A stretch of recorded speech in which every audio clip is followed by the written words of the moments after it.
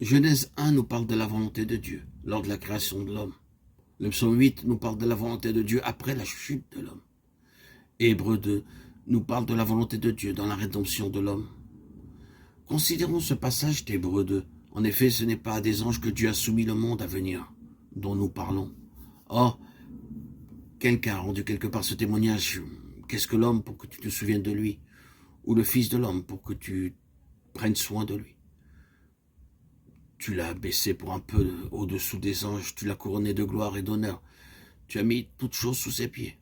En effet, en lui soumettant toutes choses, Dieu n'a rien laissé qui ne lui fût soumis. Hébreux 2, 5 à 8a. C'est le dessein originel de Dieu. Cependant, nous ne voyons pas encore maintenant que toute chose lui soit soumise. Mais celui qui a été abaissé pour un peu de temps au-dessous des anges, Jésus, nous le voyons couronné de gloire et d'honneur.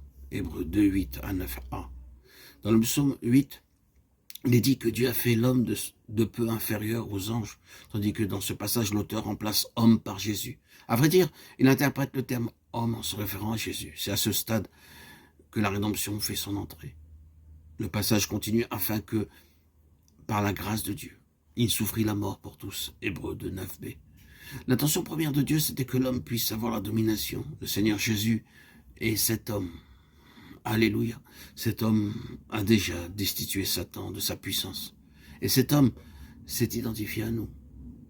Il convenait en effet que celui pour qui et par qui sont toutes choses et qui voulait conduire à la gloire, beaucoup de fils éleva à la perfection par les souffrances le prince de leur salut. Hébreux 2.10.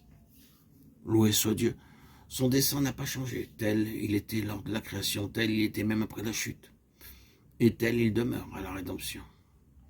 Dieu désire toujours avoir une compagnie d'hommes selon l'image de son Fils.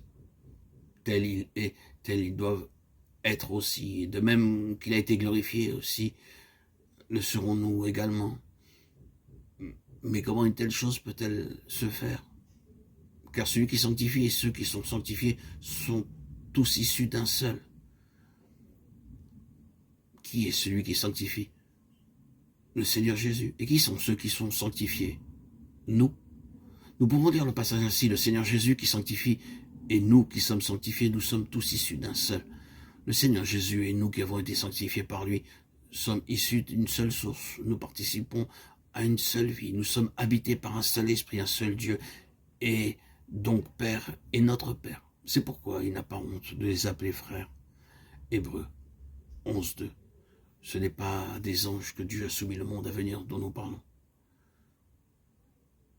Or, quelqu'un a rendu quelque part ce témoignage. Qu'est-ce que l'homme pour que tu te souviennes de lui? Ou le Fils de l'homme pour que tu prennes soin de lui?